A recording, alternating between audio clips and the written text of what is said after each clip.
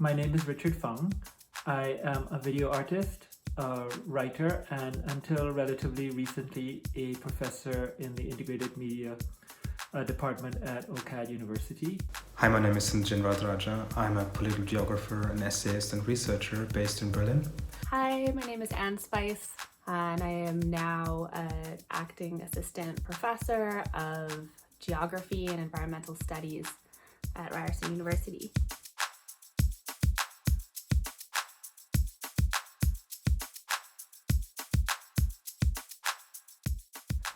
I work in nonfiction primarily with documentary, nonfiction experimental, and sometimes in video installation projection. I'm an accidental artist in that I did go to art school, and after graduation I worked in community television at the time in which public access was a really interesting and important moment in Canadian media history. But then I went back to school and I was on my path to become an academic, at which point the filmmaker, who is also now a professor at York University, John Grayson, said, "You shouldn't become an academic, you should become an artist, and I will help you film anything you want." And so I ended up doing a documentary called Orientations, Lesbian and Gay Asians in 1984, which was then picked up. It was meant to be an activist project, but then it was picked up for distribution, and I found myself a filmmaker.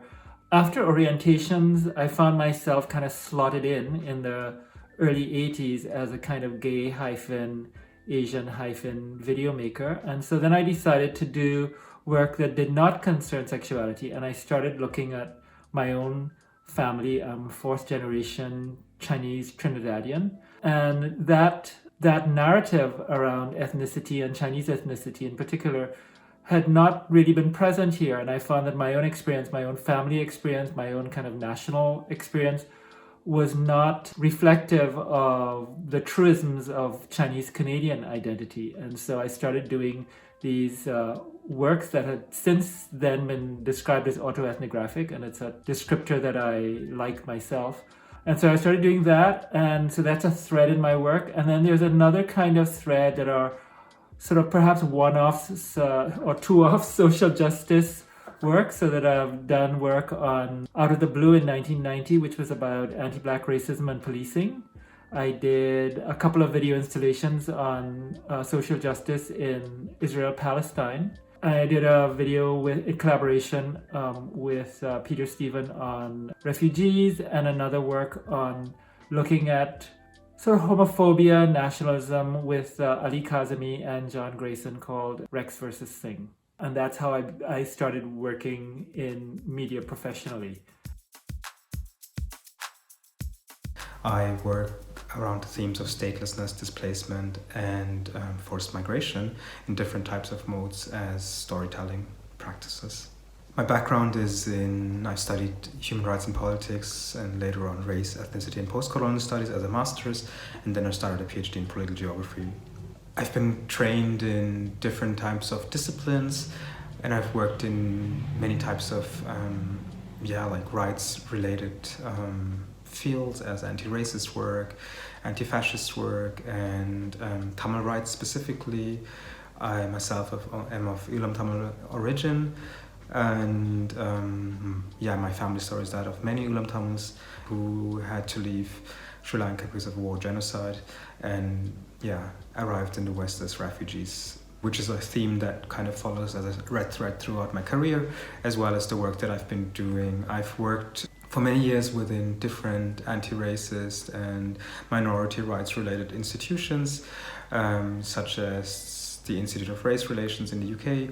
I studied in the UK basically for 10 years before moving back to Germany, where I grew up and where I was also born. One of the themes and research interests I have is the refugee camp as a space, as a political space, but also like an architectural reality and a spatial kind of like confinement.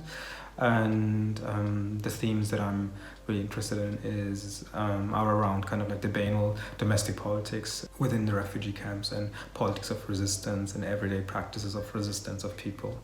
I, for many years, have used social media as a platform to connect as well as disseminate information. I call it a tool of propaganda, and one of the foremost technologies that helped kind of like overcome displacement or kind of like heal some of the tensions as well as distances that come with forced displacement. So I've used social media since I think 2002 and have evolved with time through different platforms. Ended up connecting with many people there, but also like creating a practice around storytelling, which has then shifted for me, like from writing. I started off writing poetry and then more into essays before using these tools and combining them with illustrations and videos as means to kind of like take politics to spaces of everyday usage and everyday crowds and people, and especially younger people, and enhance their engagement with political realities. The core focus that I have in my work is always to address town people and to address our realities and speak from a position of statelessness and a lack of institutions within a world run by institutions and states, to counter that lack thereof within our community. And something that I've worked on for many years is to create an online type of archive in different forms, starting off with oral history projects, before doing like more photo related projects, and now rewriting histories actually online through Instagram, particularly at this point, using Insta stories as a form of storytelling and using it also like to work around with maps, distorting pictures, tearing them apart and playing around with them, like disrespecting a lot of the rules of engagement, especially with maps, which is something that I've been focused on and interested in for many years, since childhood really, which also brought me more towards a geographical practice. I use Insta stories to tell the type of stories that are not written within history books, are not found within libraries and within state narratives. So basically I am trying to counteract the statelessness that we as dispersed people experience, but also to find ways of communicating and galvanizing a population that is outside of books, and outside of a single nation territory, but based within different nation territories and facing different socio-economic, socio-political realities within those specific states and places that they're based in. I'm Inland Tlingit. I'm a member of Kwanlin Dun First Nation in Whitehorse, Yukon. I grew up in Treaty 7 territories in so-called southern Alberta. My practice is that I'm a writer. I write creative nonfiction masquerading as ethnography. I'm trained in anthropology, but I'm really committed to the work of Indigenous land defense. And so I would describe my practice and my methodology as the work of defending the land and water against attacks from the colonial state and from extractive industry. So that work really animates all of my writing and all of what I produce in academic spaces, and also helps me figure out how I'm working in terms of genre. So I like to think of that as practice, as something that I'm still working on and learning about and figuring out how to do most responsibly in my position, both within the academy and in these academic spaces and in the classroom, and during the times that I'm able to spend with communities that I'm engaged with out on the land. I think I also want to talk about how my practice is committed to abolition. That means for me that when I'm writing and when I'm engaged in these practices of land defense, that I'm both describing these colonial systems, analyzing the systems of power that are deployed against Indigenous peoples and our allies, how we are criminalized and policed and surveilled. And so that description is part of the work of abolition. But the secondary piece of that is that it's also about actively engaging in alternatives to that carceral criminal system.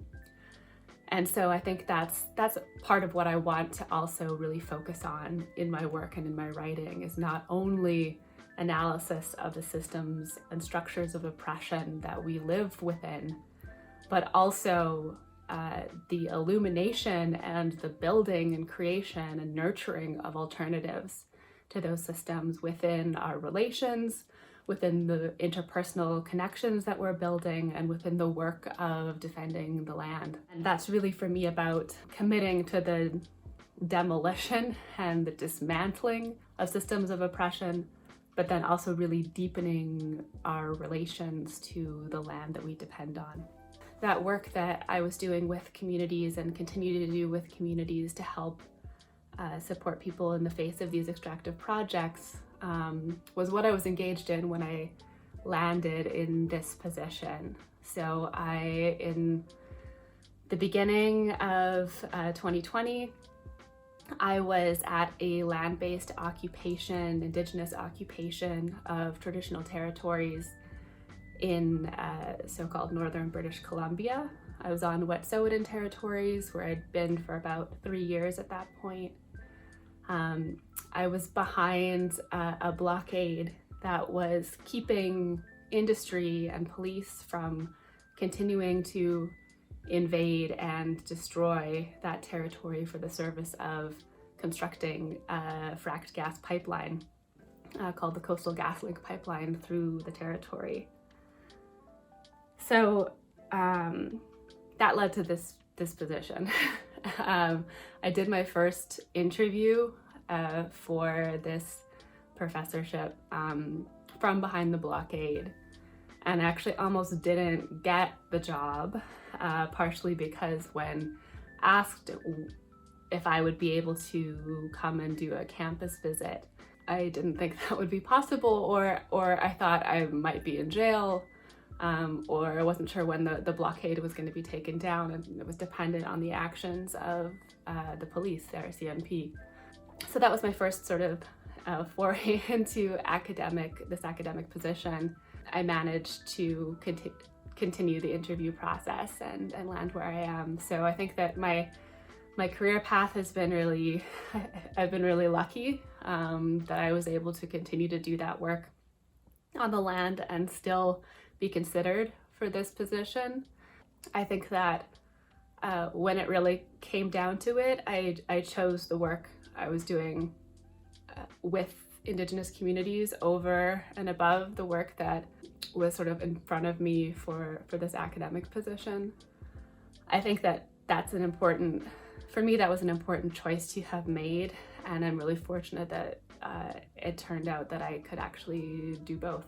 And that's going to continue to be a struggle for me, is to figure out how to balance these two things.